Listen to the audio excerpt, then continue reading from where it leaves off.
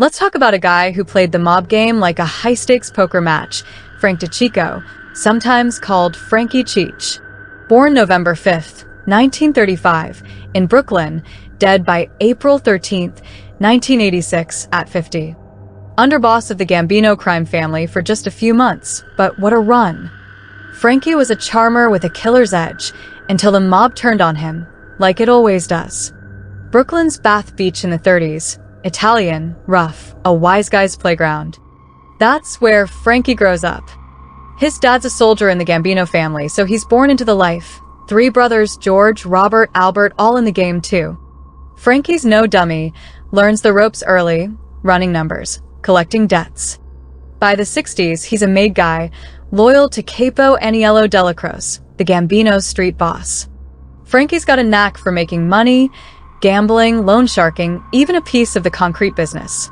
Owns a social club, the Gemini Lounge, where Roy DeMeo's crew does dirty work, murders, dismemberments, you name it.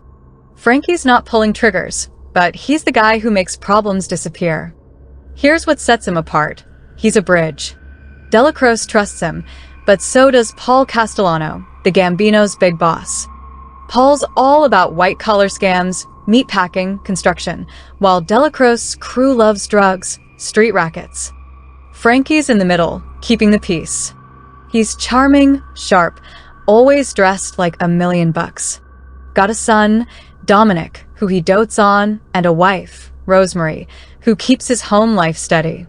But the family's a powder keg. John Gotti, another Delacroce guy, hates Castellano, thinks he's weak, greedy. When Delacroce dies in 85, Gotti sees a shot. December 85, Gotti makes his move. Paul and his underboss, Tommy Bellotti, get whacked outside Sparks Steakhouse, 6 bullets each, right on 46th Street. Gotti's the new boss, and he picks Frankie as underboss. Smart choice. Frankie's got the respect of both factions, plus he helped plan the hit. Told Tommy to meet at Sparks, knew the ambush was coming. Gotti's crew, Sammy Gravano, Angelo Ruggiero, they're tight with Frankie. For a minute, it looks like the Gambinos might stabilize. But the old guard ain't happy. Vincent Gigante, Lucchese boss, and Anthony Corallo, Genovese and Lucchese heads, they're pissed.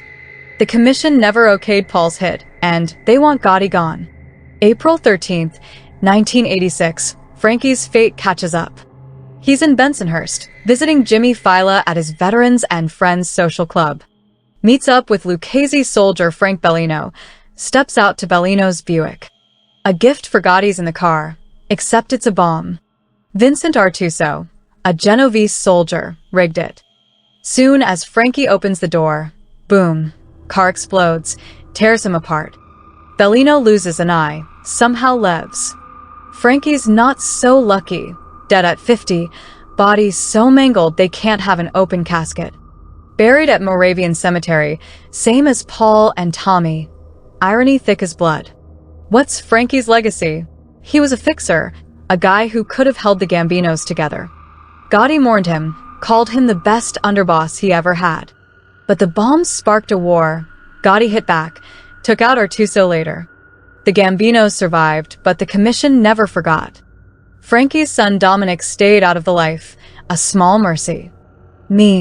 I think Frankie played the hand he was dealt, loyal to the end, but the mob's a meat grinder. You tell me, was he a mastermind or just another casualty?